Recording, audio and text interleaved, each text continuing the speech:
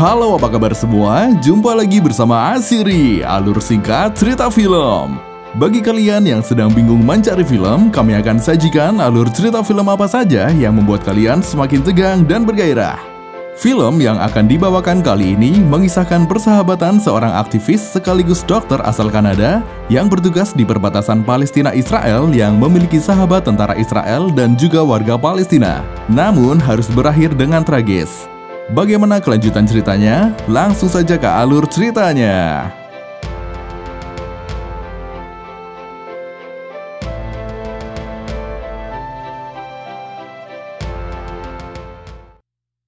Pada awal film diperlihatkan seorang aktivis kemanusiaan yang juga dokter bernama Chloe sedang minum di kafe bersama teman-temannya. Setelah itu, Chloe pulang dengan temannya yang bernama Ava yang merupakan seorang tentara Israel. Dalam perjalanan pulang, Chloe membuat vlog dan Chloe meminta Ava untuk menyapa warga Palestina.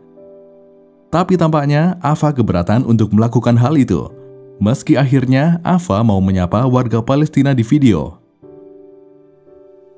Pada pagi harinya, sebelum berangkat ke klinik, Chloe menyempatkan video call dengan ibunya yang ada di Kanada. Kemudian Chloe menghampiri Ava untuk berangkat kerja bersama. Kebetulan, Chloe bertugas di klinik perbatasan antara Palestina-Israel, sedangkan Ava bertugas di pos pemeriksaan perbatasan, jadi mereka searah. Selanjutnya, saat Chloe sedang bertugas di klinik, tiba-tiba ada sekelompok tentara Israel yang menggeledah klinik tersebut.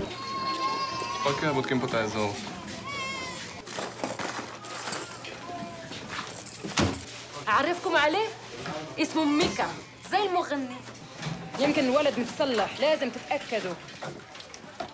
Salah seorang pasien Palestina yang sedang memeriksakan kehamilannya nampak tidak senang dengan kehadiran tentara Israel. Pasien itu bernama Ran.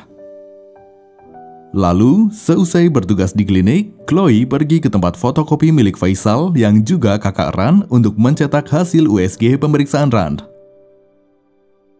Beberapa waktu kemudian, Chloe mengunjungi pemukiman warga Palestina di perbatasan. Chloe lantas menemui Ran yang ada di sebuah TPAS. Di sana juga ada beberapa anak-anak Palestina yang sedang bermain. Lalu, ada seorang anak yang bernama Yosef sedang berpura-pura menelpon Presiden Israel dengan sepatu bekas yang ada di tempat itu. Dia juga melambaikan tangan ke arah pemukiman Israel untuk memberitahu posisinya. Setelah itu, Yosef melemparkan salah satu sepatu lagi ke arah Chloe dengan maksud mengajak Chloe untuk bermain. Chloe pun meladeni ajakan bermain para anak-anak itu. Tak lama kemudian, terdengar sirine tanda bahaya. Hal itu membuat semua orang lari mencari perlindungan, khawatir terjadi serangan.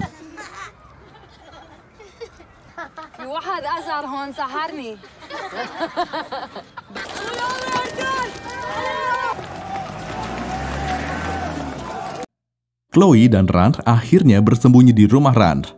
Ternyata beberapa waktu tadi baru saja terjadi serangan yang dilakukan oleh pejuang Palestina terhadap pemukiman Israel di Bait Sharmon dan pelaku berhasil kabur. Adanya serangan tersebut membuat pasukan Israel melakukan siaga. Di sisi lain, warga Palestina sangat bergembira karena serangan tersebut.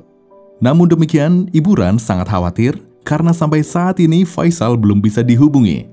Dan Ibu Ran terus berpikir untuk keselamatan Faisal. Tak lama kemudian, Faisal pun tiba di rumah dan dia mengatakan jika di luar keadaan sangat kacau. Kemudian pada suatu malam, sekumpulan anak Palestina sedang membakar jagung sambil mengobrol. Tapi ada yang unik, bukannya main atau bergurau seperti anak kebanyakan, mereka malah membicarakan mengenai pejuang. Bahkan mereka besok juga bercita-cita sebagai pejuang. Lalu kita kembali ke rumah keluarga Ran. Ran menelpon suaminya yang sedang ditahan di penjara Israel. Tapi baru saja sebentar berbicara, jatah menelpon tiba-tiba telah habis. Ran pun tambah sedih karena dia sangat rindu dengan suaminya. Selanjutnya, mereka dikagetkan dengan perintah dari pasukan Israel yang menyuruh semua pria di daerah itu untuk keluar. Pihak militer Israel ingin memeriksa para pria Palestina untuk mencari pelaku penyerangan di Bait Sharmon, tapi tak ada pria yang mencurigakan atau patut diduga sebagai pelaku penyerangan. Pada kesempatan itu, Chloe juga bertemu dengan Ava yang meminta Chloe menemuinya besok malam. Pada besok malamnya, Chloe benar menemui Ava. Pada kesempatan itu, Ava menyampaikan kegelisahannya selama bertugas di pos pemeriksaan perbatasan. Ava mengatakan ingin mengundurkan diri saja, dan dia lebih suka bekerja sebagai orang kantoran saja. Namun dia bingung dengan hal itu karena dia tidak bisa mengundurkan diri dan memang sulit bekerja di kantoran. Pada pagi harinya, seperti biasa, Ava berangkat bersama Chloe. Namun demikian, entah mengapa Chloe menutup kliniknya lebih cepat dari biasanya. Lalu Chloe bergegas menemui Ran di TPAS. Tapi sebelumnya, Chloe menemui Ran. Ada kendaraan taktis tentara Israel yang mendekati TPAS itu. Lalu Yosef langsung mengejar kendaraan taktis tersebut dan berusaha menyerangnya.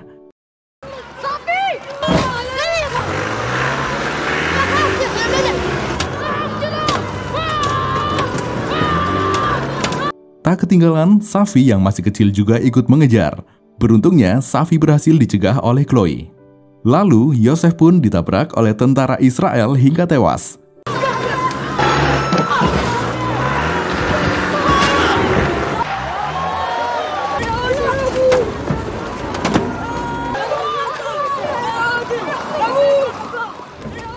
Selanjutnya, Yosef dimakamkan oleh warga Palestina seperti pahlawan. Dan Chloe juga ikut mengantar Yosef ke pemakaman.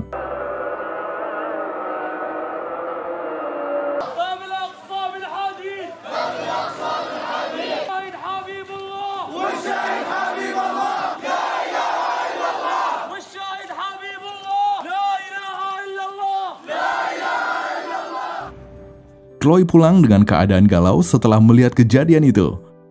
Pada malam harinya, dia kembali melakukan video call dengan ibunya. Chloe juga meminta ibunya untuk menghadapkan kameranya ke arah sungai karena Chloe ingin melihat sungai dan Chloe pun menangis.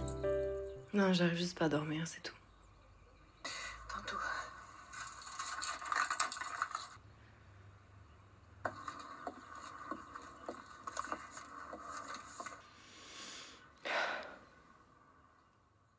Pada keesokan harinya, Ava berkunjung ke rumah Chloe. Kebetulan di radio sedang ada pemberitaan mengenai serangan di Beit Sharmon. Lalu Chloe mengkritik pemberitaan yang ada, di mana media hanya memberitakan serangan di Beit Sharmon dan tidak pemberitaan mengenai anak yang mati ditabrak oleh kendaraan taktis Israel. Lalu sambil pergi, Ava mengatakan, di pihak kami juga ada korban. Melihat Ava pergi begitu saja, Chloe langsung mengejar Ava dan dia memberikan kenang-kenangan dari Ran. Lalu pada hari itu, Chloe tidak berangkat bekerja. Chloe malah menemui Ran di TPAS. Di tengah obrolan mereka, Ran menyindir Chloe bahwa Chloe seperti warga kulit putih yang lainnya. Chloe belum melakukan tindakan yang berarti bagi mereka. Beberapa lama Chloe pergi dengan Faisal, ternyata mereka memasang selebaran mengenai kematian Yosef dengan harapan mendapat keadilan terhadap kasus tersebut. Lalu pada malam harinya, Faisal dan Chloe menonton pertunjukan musik gambus. Di sana mereka juga bertemu dengan Imad, teman Faisal. Mungkin karena lirik musiknya sedih, penonton di tempat itu sampai menangis termasuk Chloe.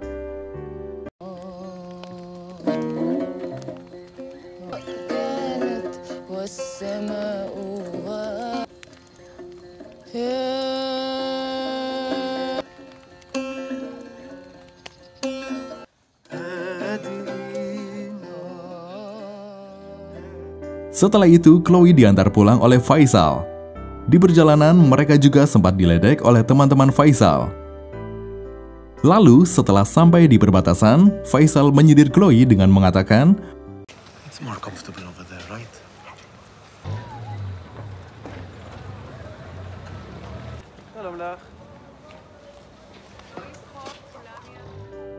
Mendengar hal itu, Chloe akhirnya mengurungkan niatnya untuk pulang dan dia lebih memilih tidur di tempat fotokopi milik Faisal.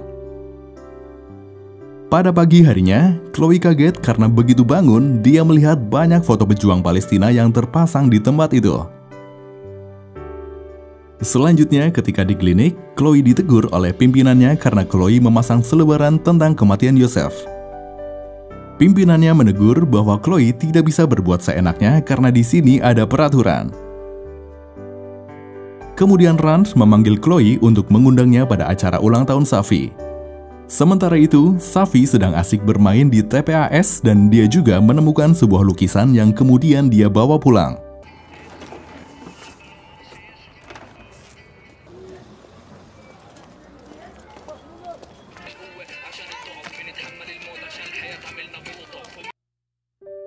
Pada sore harinya, pimpinan Chloe memberinya kunci klinik. Barangkali dia mau memberi layanan pada saat akhir pekan. Dan pada malam harinya, Chloe berkunjung ke rumah Rand. Di sana mereka memasak dan saling bersenda gurau bersama.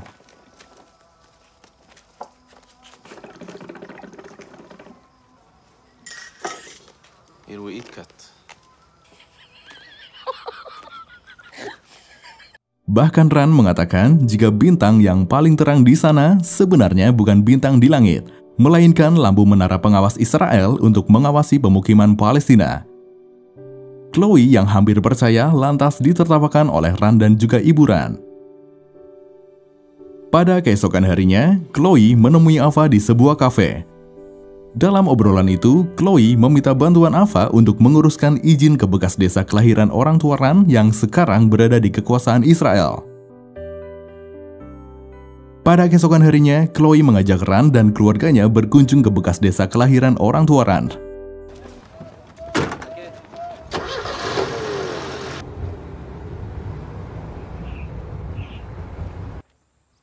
متأكد؟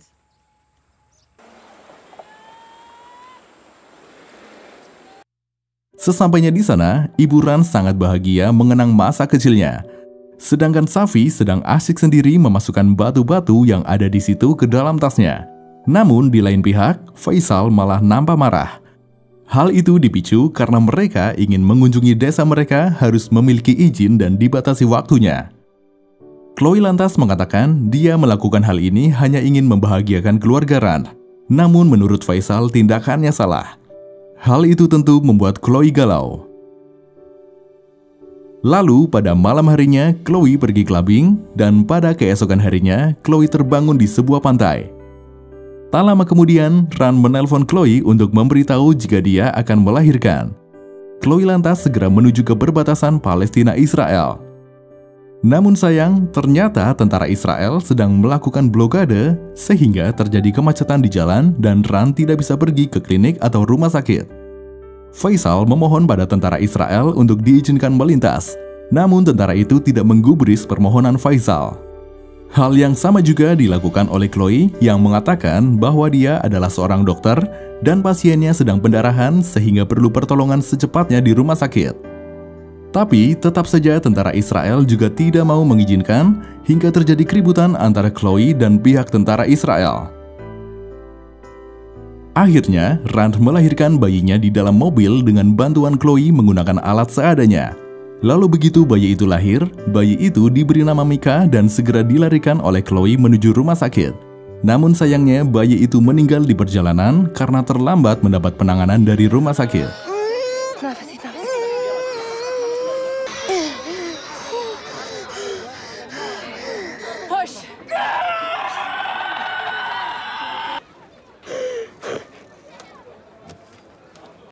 Rand sangat terpukul dengan kematian bayinya itu. Lalu pada keesokan harinya saat Chloe pergi ke klinik, dia dipanggil oleh pimpinannya. Sang pimpinan mengatakan jika dia mendapat pesan dari pengadilan Israel bahwa suami Rand dijatuhi hukuman 25 tahun penjara oleh pengadilan Israel dan Chloe diminta menyampaikan kabar itu pada keluarga Rand. Chloe pun menyampaikan kabar itu pada keluarga Rand dan Rand tampak sangat murung karena mendapat penderitaan beruntun. Beberapa waktu kemudian ketika Rand ke klinik, Rand menyalahkan Chloe yang tidak berada di klinik saat dia akan melahirkan, sehingga bayinya tidak tertolong. Seandainya Chloe ada di klinik, mungkin bayinya bisa diselamatkan. Karena kekecewaan dan kemarahan itu, Rand bahkan sampai menghardik Chloe serta mengusir Chloe untuk pulang ke negaranya saja.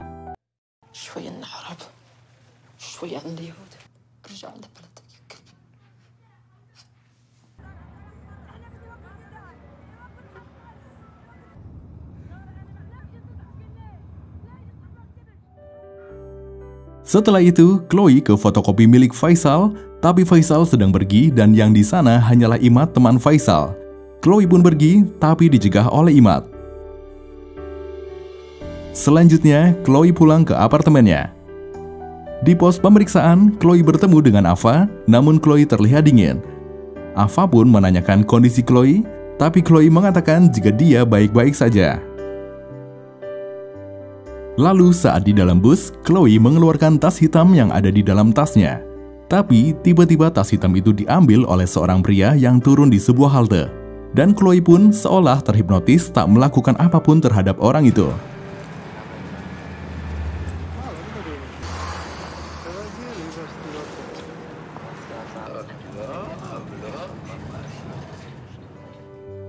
Sesampainya di apartemen, Chloe sempat lihat-lihatan dengan tetangganya di jendela.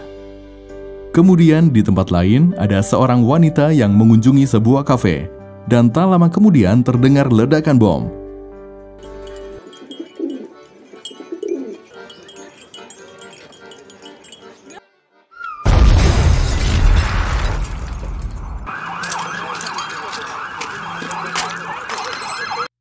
Kerasnya ledakan bom itu sampai terdengar di apartemen Chloe. Chloe pun turut melihat lokasi ledakan dan dia sangat kaget dengan dampak ledakan itu. Setelah itu, Chloe pergi ke fotokopi milik Faisal yang terlihat sedang murung. Lalu Chloe pun menangis sejadi-jadinya ketika melihat Ran telah melakukan bom bunuh diri. Jadi perempuan bertas hitam yang duduk di kafe adalah Ran. Dalam surat wasiatnya, Ran menulis bahwa dia lebih baik mati daripada hidup tertindas. Dia menghadap ke atas untuk menyusul bayinya dan berharap bertemu dengan orang-orang yang dia kasihi di surga. Insya Allah atau insya Allah. Dan film ditutup oleh Safi yang memukul-mukul tembok pembatas Israel dengan batu yang dia bawa dari desa orang tua Ran sampai berlubang. Lalu Safi melihat pepohonan yang tumbuh sebagai harapan atau wujud perdamaian.